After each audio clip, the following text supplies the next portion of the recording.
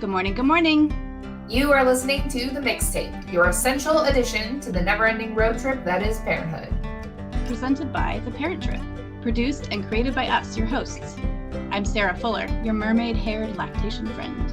And I'm Olivia Spitzer, the loudest labor doula you've ever met. And together we're here to talk all things growing and maintaining small humans. Because parenting is a trip. So buckle up, and here we go. Good morning, Sarah. Good morning, Olivia. Hi. Hi, Bondo. Oh, yep. He says hello. He'll probably bail halfway through, but I'm sitting in his chair, so he's just... How dare you? What are you doing here? Normally you sit somewhere else. Okay. Today we are talking about one of, I think, both of our favorite subjects, which is books. Love. I know. How many bookshelves do you have? Let's not put that on the internet and let people know.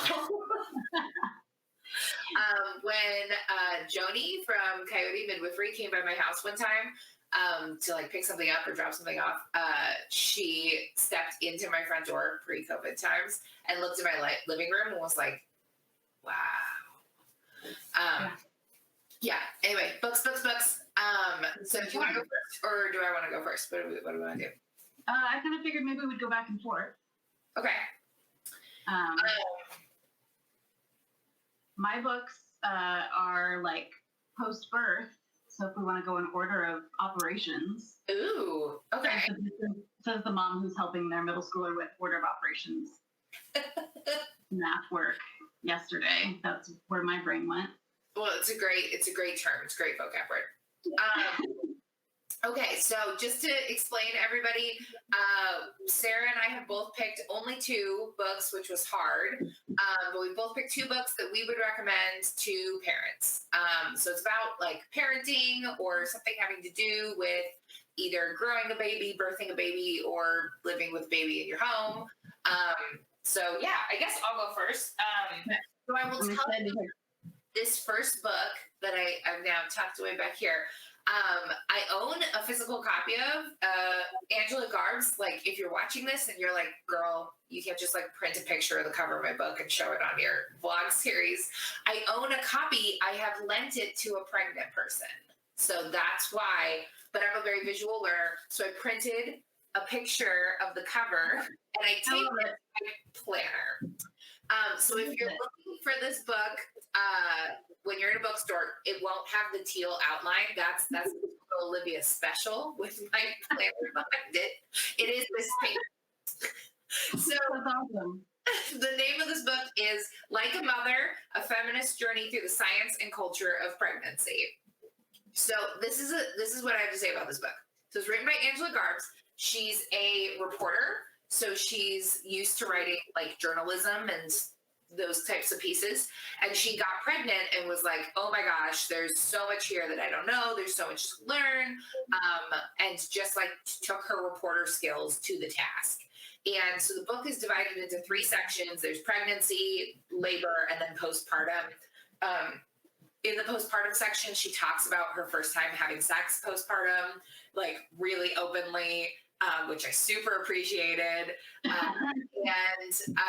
She's wonderful. All of her research, super sound. She does interviews with all of these different specialists in their field, but a lot of it is her own experience, which is my jam. Like I love, I'm like, tell me about you. Tell me about what you experienced.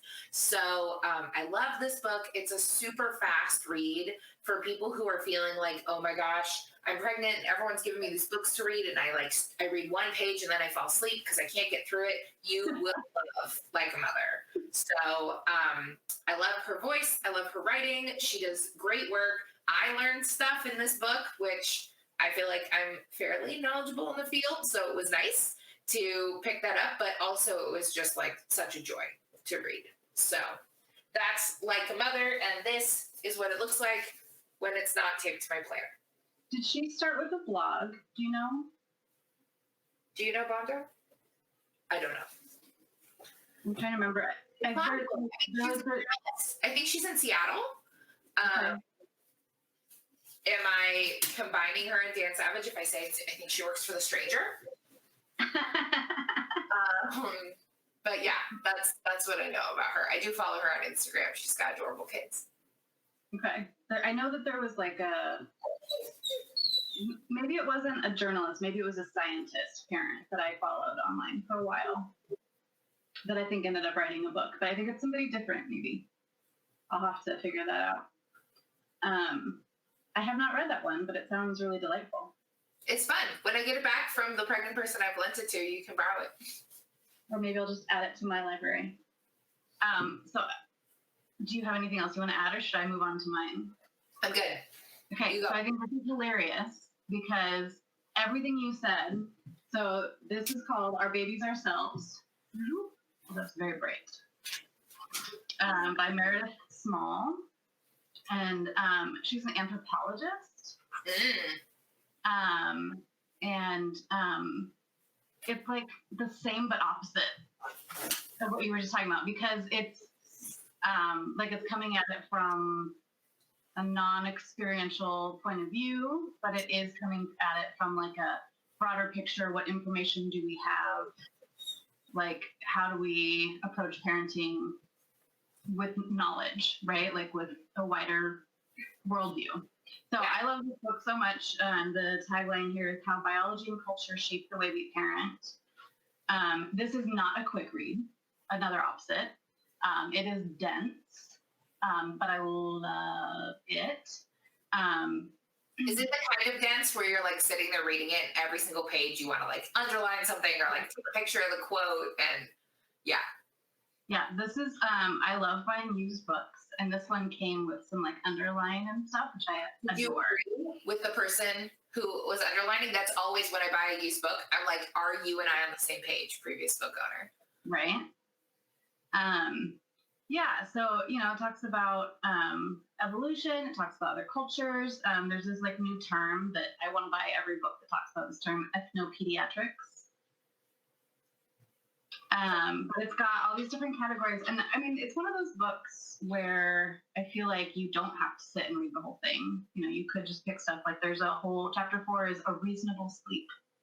Mm-hmm. You know, it's like we have all these expectations as American parents. So as a new parent, I was like, I feel like my gut is telling me something else other than what everyone around me is telling me. Mm-hmm. And so for me to come in here and read this whole chapter on sleep and learning about how they do it in Japan and how they do it in a bunch of different cultures, and none of them were the same, right? So it made me feel like the American way, the way that I am surrounded by, maybe isn't necessarily that way. Yeah. So if my gut tells me something else, if my gut tells me that I can co-sleep with my baby and be safe, and other cultures continue to do that and have done it for millennia, then maybe I'm not wrong. I always felt like I was wrong, you know? And there's, you know, there's stuff about feeding. There's a whole chapter on crying. Like, it's real dense, but I love it. I love it so much. So I feel like it was kind of this fun contrast to what you were sharing. Words. I don't own that book, so I'll have to add it to my library. Yeah, it's real good, and I definitely have done some rabbit holes, like trying to find other articles and other books. And of course, most of the books are like actual textbooks that are then going to cost me, you know, $80 to $200. Right. Put that on my wish list for later. But I'm really fascinated by this concept because oh, sorry, you continue. No, go. No, I just had an idea, but you finished what you're saying. Okay. We surround ourselves with like the people closest to us, like physically, right? Like for the most part, like if you go to your Facebook feed, you might have a friend who moved to Japan or a friend who moved to Korea or moved somewhere, but they probably aren't from there anyway. And most of the people are like from your hometown or where you currently live. And so you're surrounding yourself constantly with the ideas of those that are like in this physical culture near you. And if you don't hear it from somewhere else, like I just think it's it was so wonderful for me and my mental health to expand my worldview of how parenting happens other places.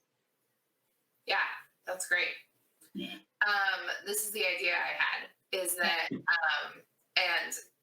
I'm going to pause here in case we want to edit it out.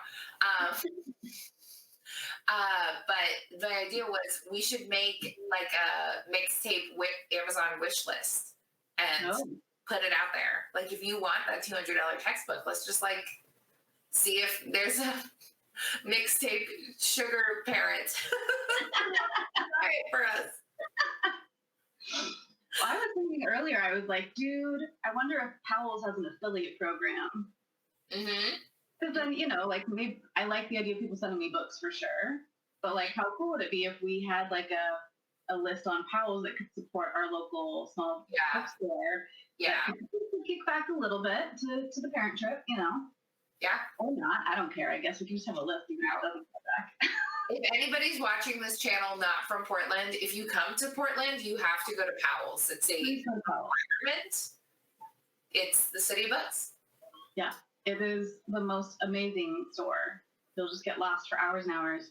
And it was so wonderful to watch as everything like shut down. People freaked out about the idea of losing Powell's. And so people just started making mass orders of books to be shipped to their house from Powell's, and they were able to reopen. I will tell you that the Spitzer family has done a Powell's order like almost every 6 weeks on clockwork. Like Emily Powell releases a letter being like, here's how the bookstore's doing. And I'm like, okay, fine, sure. I need this. You can give it to me. Bring it to me. Yeah. Yeah, 100%.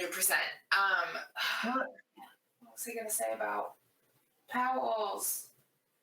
I can't remember. Oh, I was going to say that one of my favorite like holiday season memories is that when my parents moved here, they had an actual house in their house a room in their house in California that we called the library because it had wall-to-wall bookshelves. So when they packed that up, they packed up, I don't even know how many boxes of books specifically to bring to sell to Powell's.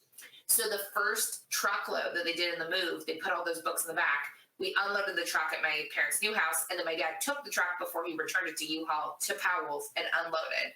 And they bought more than $1,000 worth of books from my parents.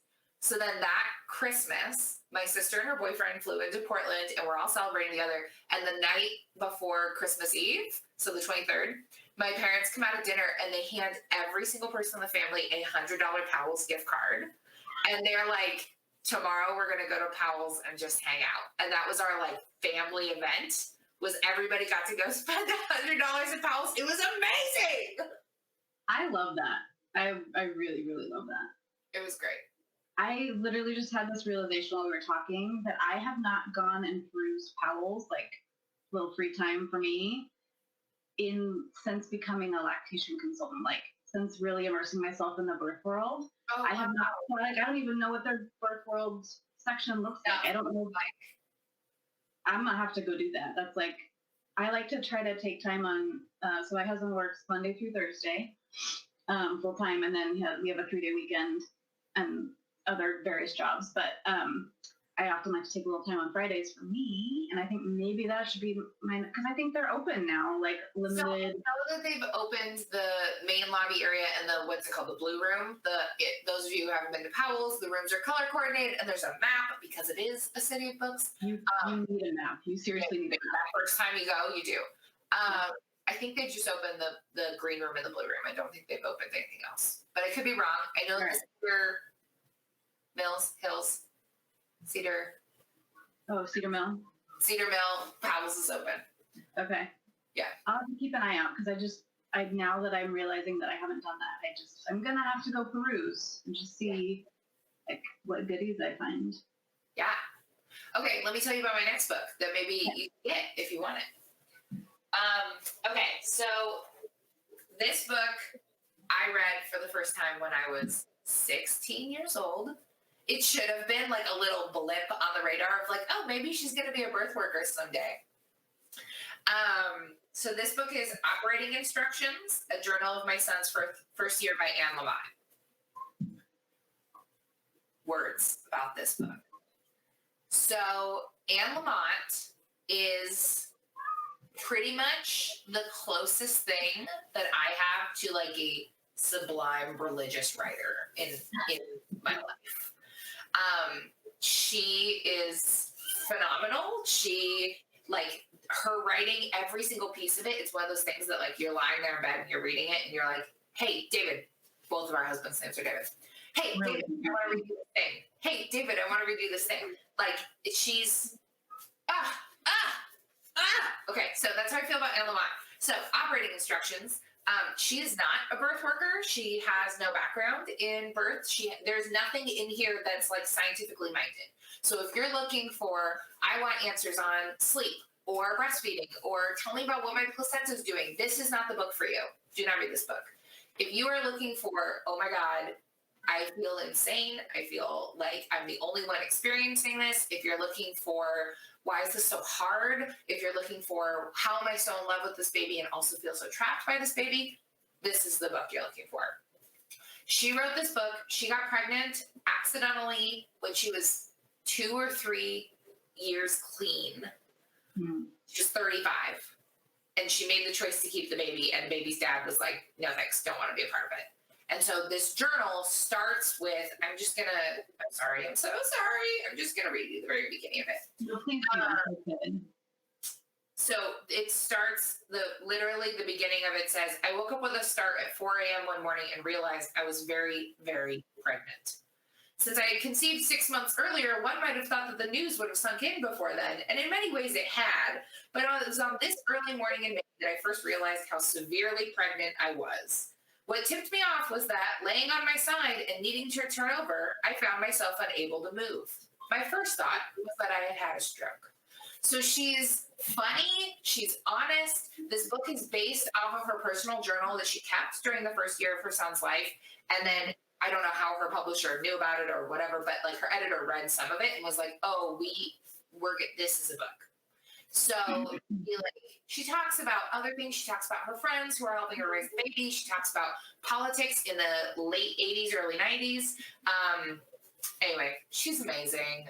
And I love this book. I read it for the first time when I was 16. Her son's name is Sam. He was born the same year as me. So I feel like Sam and I are pretty much friends.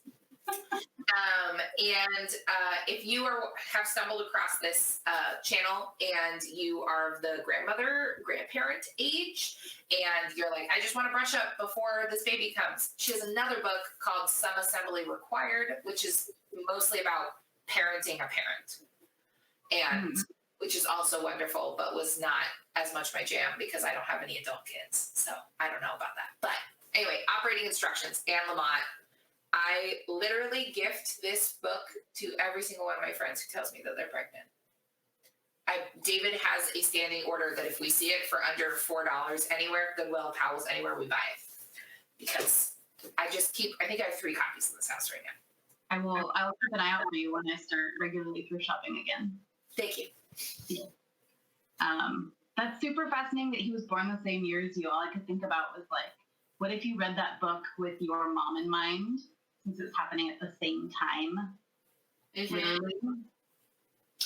I haven't done that. I should do that. I've been thinking I need to reread it anyway, just because I think I've read it 3 or 4 times.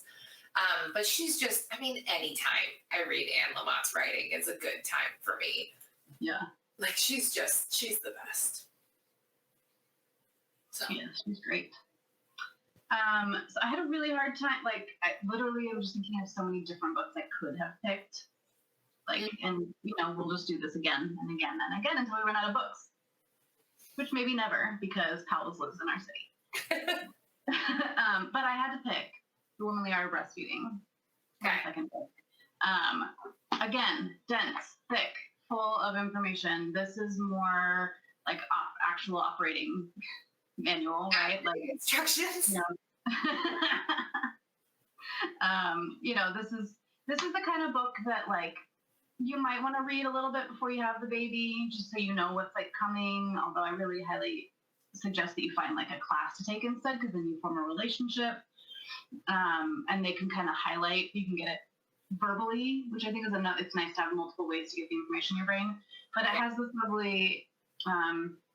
It's got a reference guide in the back, which is what I just opened to, but it's also got the index.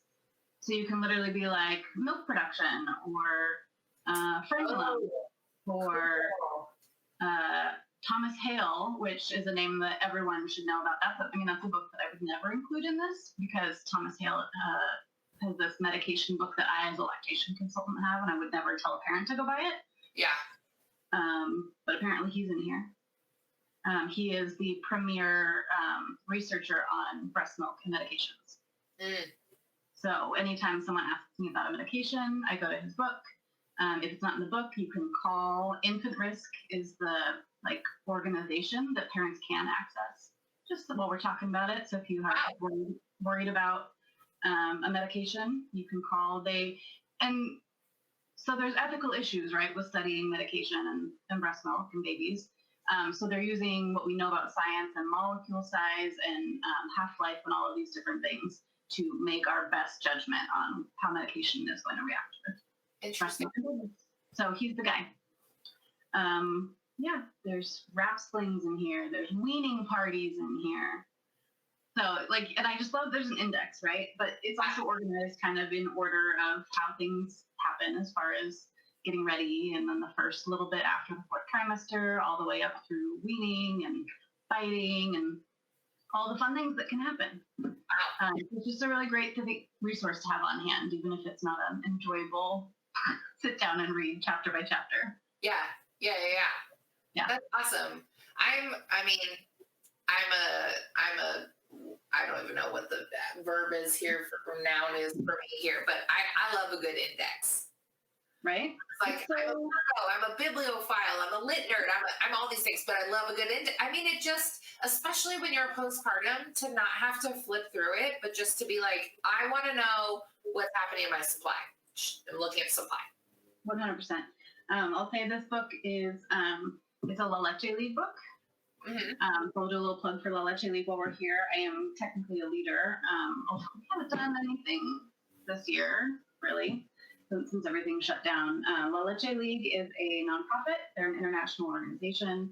And their entire goal is to create a place for mother-to-mother support around breastfeeding.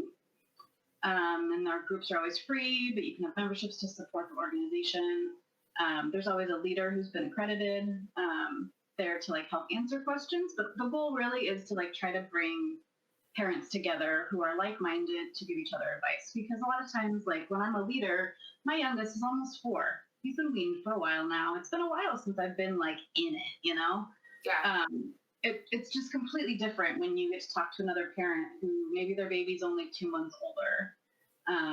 Or maybe they're the same age and you're literally going through it together, which is an amazing feeling. But to have someone be like, oh, I tried this, and 2 months ago we were in your shoes, and now look where we are. We're totally great. We're in our, we got our jive. We figured this out. You can do this. So that's what La Leche League is all about, is trying to bring those parents together. Cool. And support each other for free. Free support. Awesome. So when you say it's a La Leche League book, does that mean they published it? Does that mean you can buy it through them? What does that mean? You can buy it anywhere. You can buy it through them. It's published by them, but also I think they advocated writing it. You know what I mean? I don't know if I'm saying that right, but they wanted to create a book from a La Leche League philosophy. So I will say, so my one downside about this book is it's not shamey, but at the same time, it's not quite as open and accepting of all feeding practices as I would like. I could see someone who is really feeling like they need to use a pacifier or need to use some formula. I could see someone getting a little discouraged in this book, and it's not openly shamey in any way. I think they tried, but they definitely La Leche League is definitely 100% nurse your baby, nurse them as long as you want, only nurse your baby if you can, all of that. They're very much that. So it is through that lens, but it's mostly good. It's mostly pretty open and let's talk about all the different things, and it's hard to talk about things like pacifier use without sounding shamey. You shouldn't use a pacifier. Mm-hmm. You shouldn't. It's not great for their teeth. It can interrupt the breastfeeding relationship, but it's sometimes a necessary thing. Sometimes it's just sometimes it's where people are at and it's what we need to do, and it's okay. Yeah. So it's hard to talk about those things without coming across shamey. So right. I think they did a pretty good job, but just a warning, I suppose, for folks who maybe feel sensitive about their choices. Just to know that there might be a little bit of that kind of language. Yeah. Yeah. I mean, I think without starting a whole other episode's worth of topic here, when it comes to shame in parenting, I think that Sarah and I's goal is always to walk the line of, we want to provide you with the data and the information, and the choice that you make from there is completely yours, and there is no judgment attached to it, right? Yeah. So if the data says using a pacifier is bad for your baby's teeth and could interrupt the breastfeeding relationship, but your family's prerogative is that you need to get this baby to sleep because you have to work tomorrow, and if you don't work, you're not going to be able to pay your mortgage, like, then that's your choice, and that's okay. Yeah. So I think that's, like, you know, the piece where it can be hard with other, like, resources. Like, you find this resource super useful. I'm totally going to look into it. We want people to be able to use it. And sometimes that last step of, like, here's the data, make your own choice, can be hard for people to do.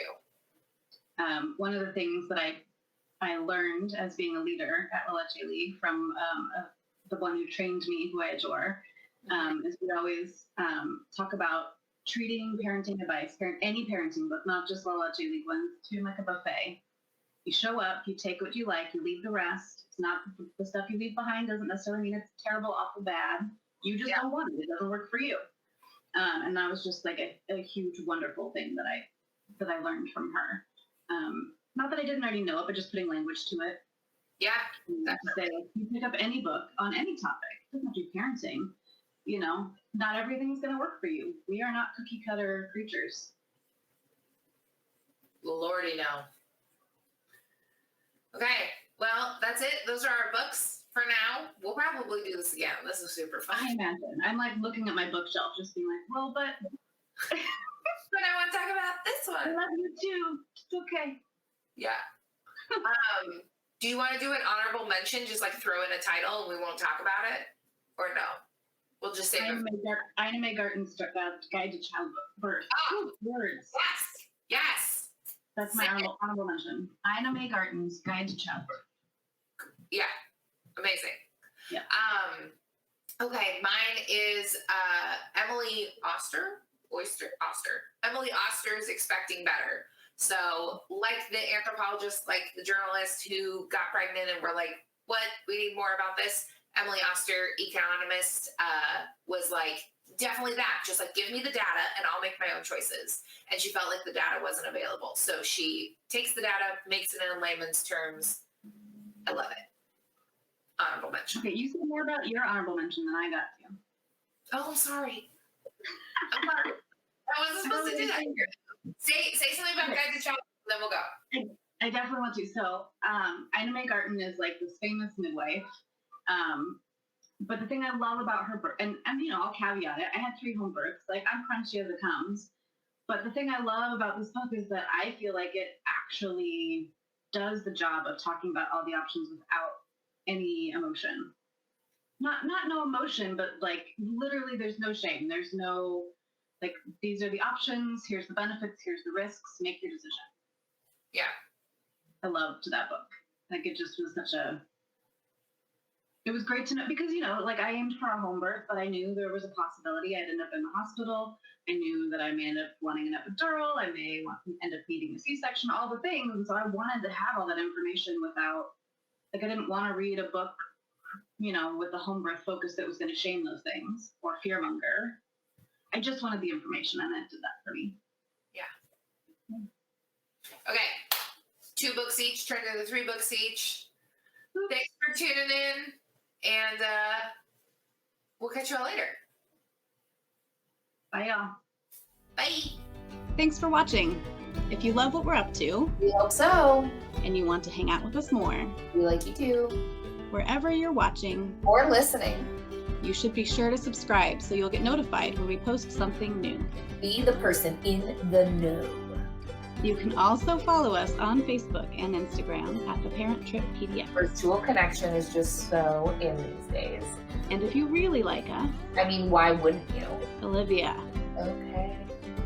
you can support us through our Patreon. We do resource fairs, informational panels, and our conversation series all for free, so anyone can access it. That is actually super important to us. So by joining our Patreon, you make more content possible. And make our hearts very glad. Thanks. Thanks.